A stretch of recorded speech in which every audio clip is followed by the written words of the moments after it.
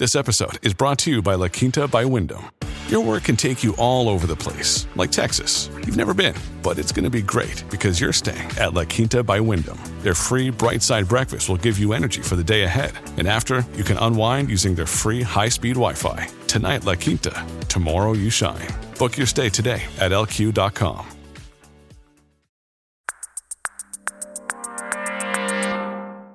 Today on CityCast Chicago, there's been a lot of grocery store news lately. Foxtrot and Dom's closing, the Kroger and Albertsons merger, and don't get me started on all the neighborhoods in Chicago that don't even have a grocery store once their local Aldi or Walmart packed up and abruptly left. But the grocery store isn't the only place to get fresh food.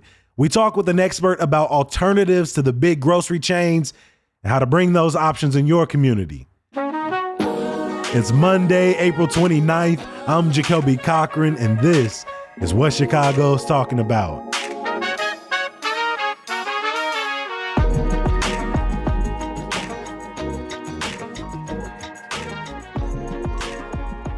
Matthew Ruffey is the board president of Chicago Market, a consumer-owned co-op grocery set to open in Uptown this week. He's also the senior program director at Link Up Illinois, which helps connect people on food assistance programs to local grocery options. Matthew, welcome to CityCast. Boy, Jacoby, thank you so much for having me here. This obviously is a topic that everyone's really excited about, and I think there are things that people can do in every community. So really, really excited to be here today to talk to you more about this. I love that the word you used was excited, because when I start talking about where Chicagoans can get food, it oftentimes makes me angry. So Matthew, what's important to know about the state of food access and insecurity in Illinois and Chicago? More than ever, I hear people talking about it. I think the pandemic brought into the forefront for people, it's not just someone else's problem. You know, even if just one time you tried to go to your grocery store when everything was good and shelves were sold out of something, that didn't happen in a lot of communities ever. And now it did.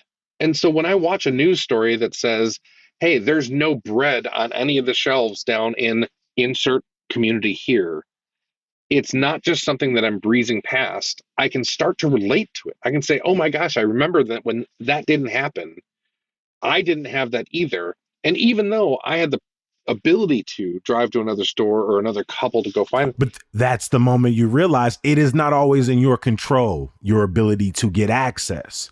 Correct. Like it isn't just, oh, I have the money. It's not about that anymore. Yes.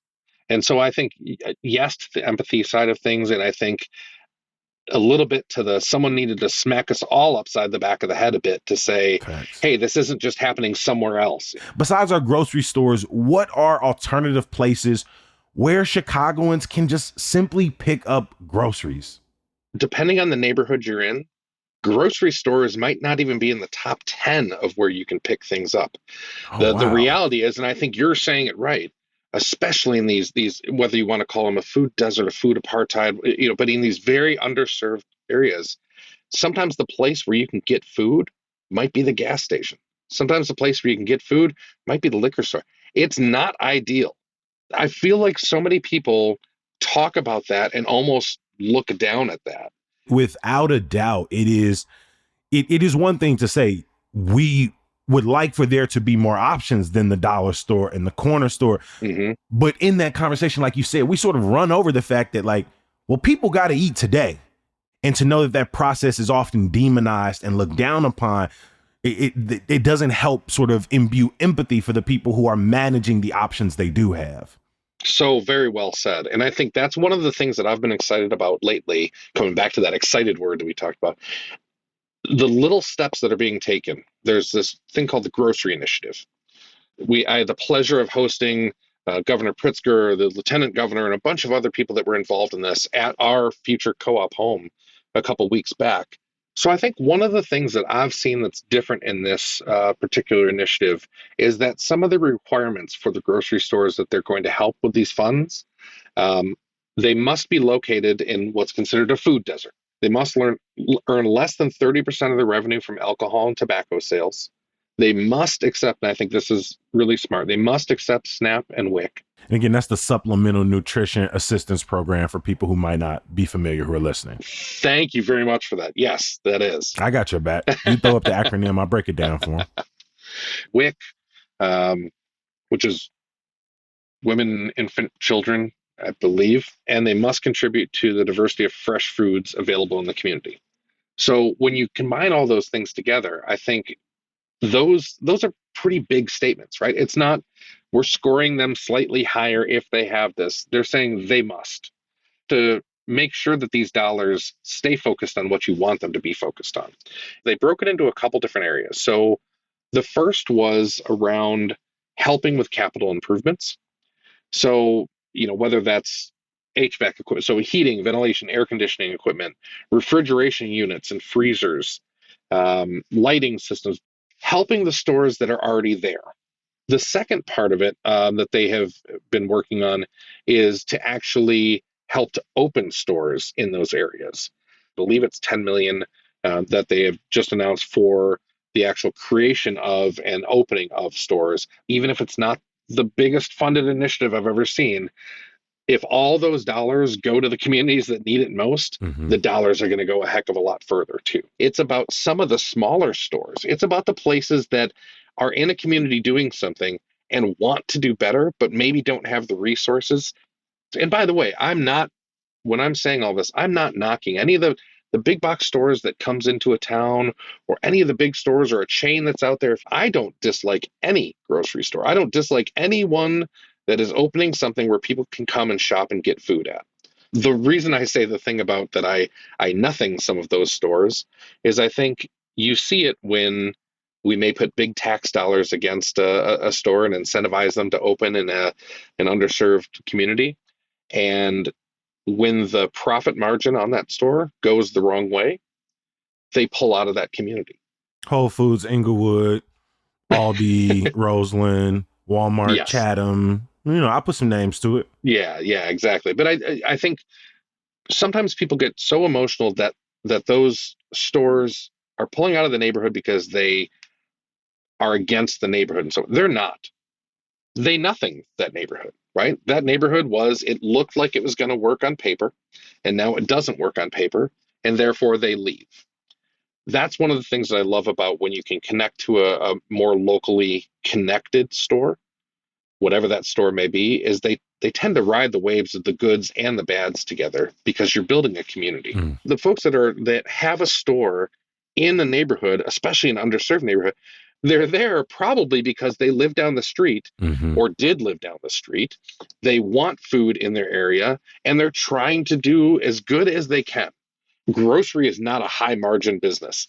And I think we need to find a way to help them to do better and to find ways to funnel some of the money into those types of stores instead of maybe the really large big box stores that don't have the same level of care that a neighborhood store may. No, that's a very good point. And I like that you separated out in that answer your local corner store from maybe like your local Dollar Trees, your local Dollar Generals. Like those are still part of that sort of big box category.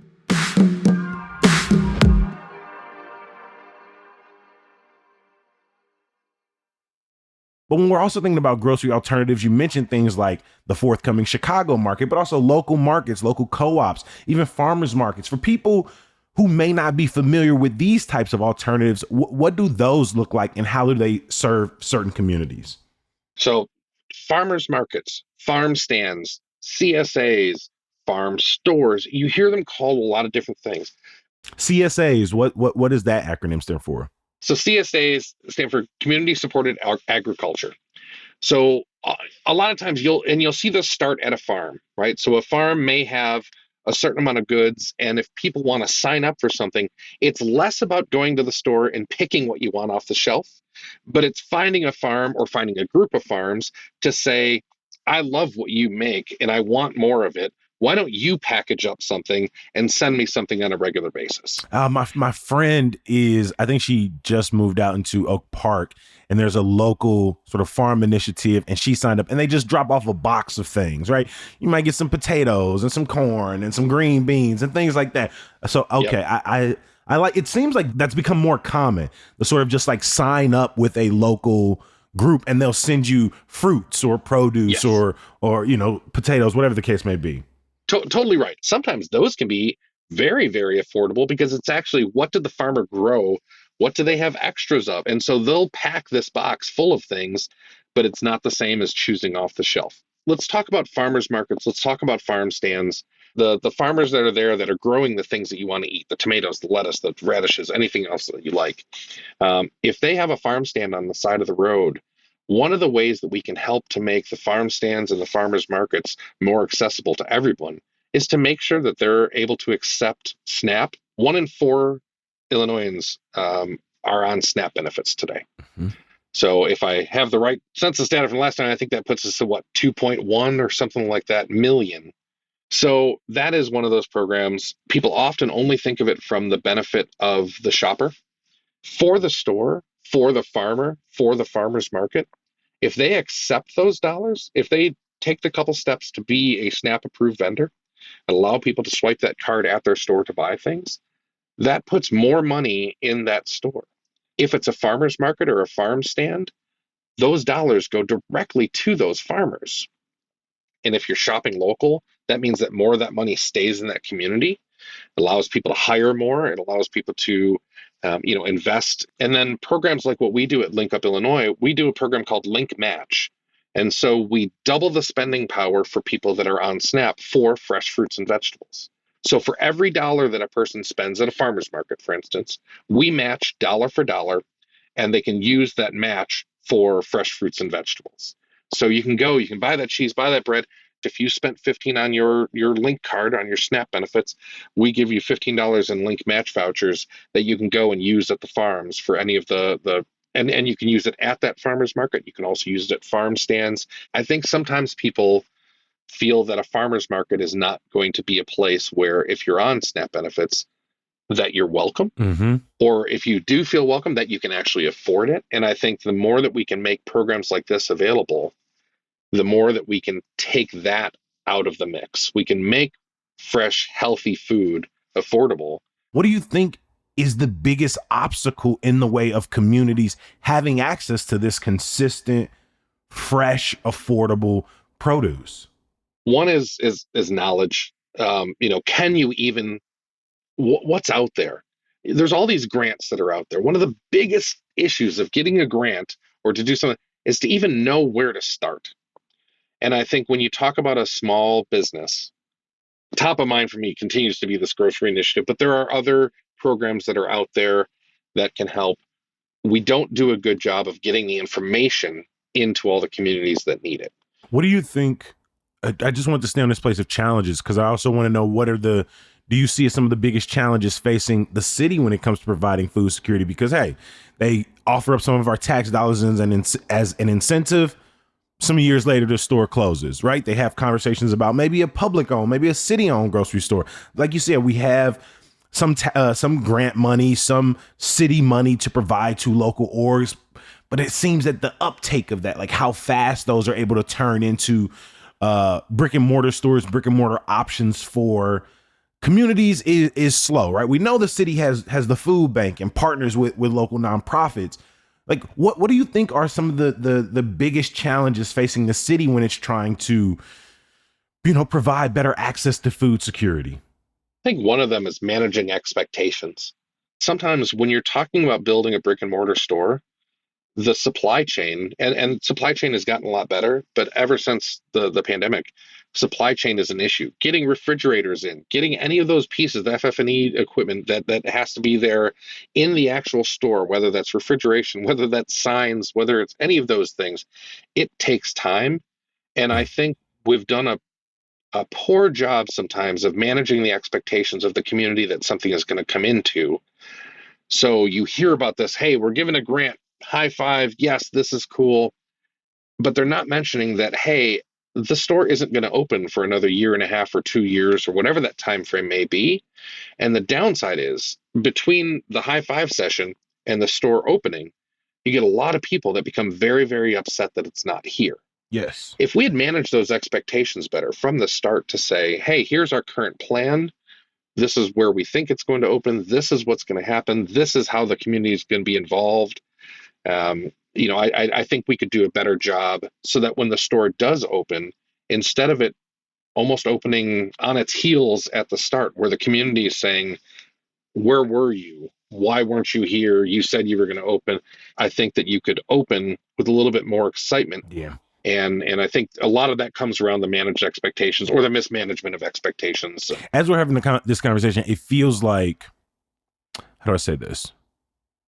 It feels like this space, whether it is to try and provide more food to your community, try to find alternatives for yourself, it feels like there's both an individual component to this, things that we can do.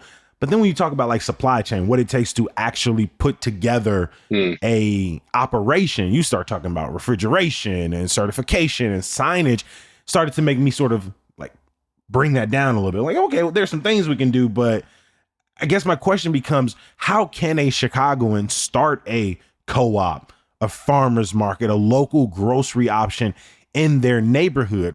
Well, and I think there's a couple different ways you can go about it, but the first one is do what you just did. Ask the question. And I'll tell you what, ask everybody, go if you have a farmer's market that you like that's a little bit further afield, go to the farmer's market, ask to talk to the market manager. Every single one of them has one.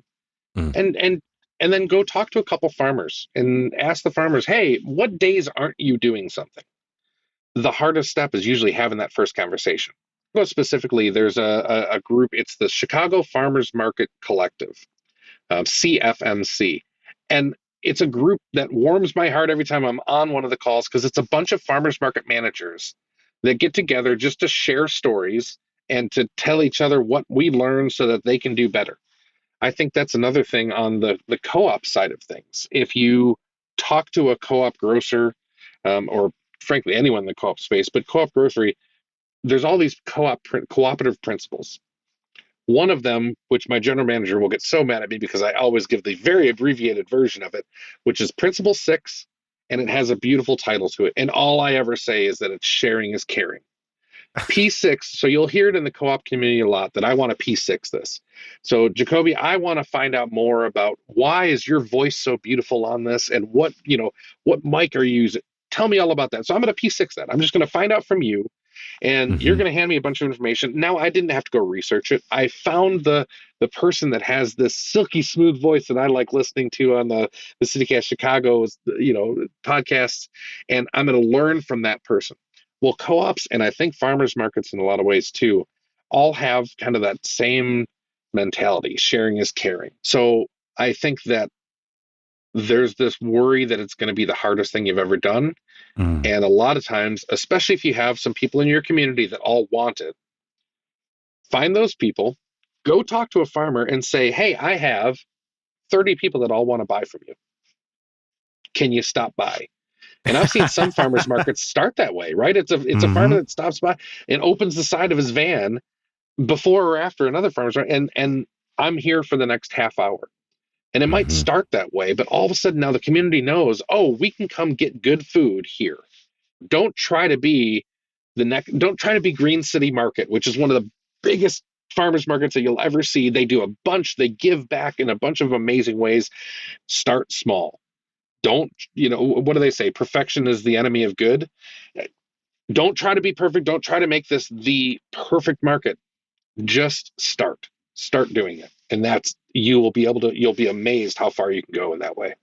When I look at some of the mutual aid offerings in the city, whether it's a Dion's, whether it's a Market Box Chicago, eventually these individuals, these organizations, right, they get a queue. Now they have a bunch of people kind of on the list who they're hoping they can serve eventually.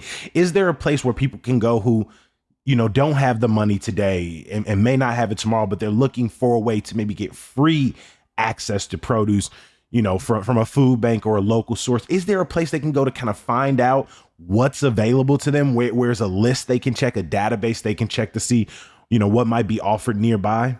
Where I would probably tell people to go is to either go to your local or call IDHS, which is the Illinois Department of Human Services. They do have quite a bit of information of what's available in your area and, can give you that information. I know another one that I would recommend is talk to your alderperson. The alder people are very tied into their community And, often, whether it's the alder themselves or someone on staff, they oftentimes at their office have a whole bunch of different brochures that you can grab. They might be able to point you in a good direction. But certainly the alder people are there to help us, and they represent the community that you're in. So I've found them to be a great resource, to help point you in the right direction. Well, again, we appreciate you making time today. Matthew Ruffey is the Senior Program Director at Link Up Illinois and Board President of Chicago Market, and a new friend of us here at the podcast. Thank you so much for making time. This was an absolute pleasure. Thank you so much, and keep up the great work. I can't wait to be listening.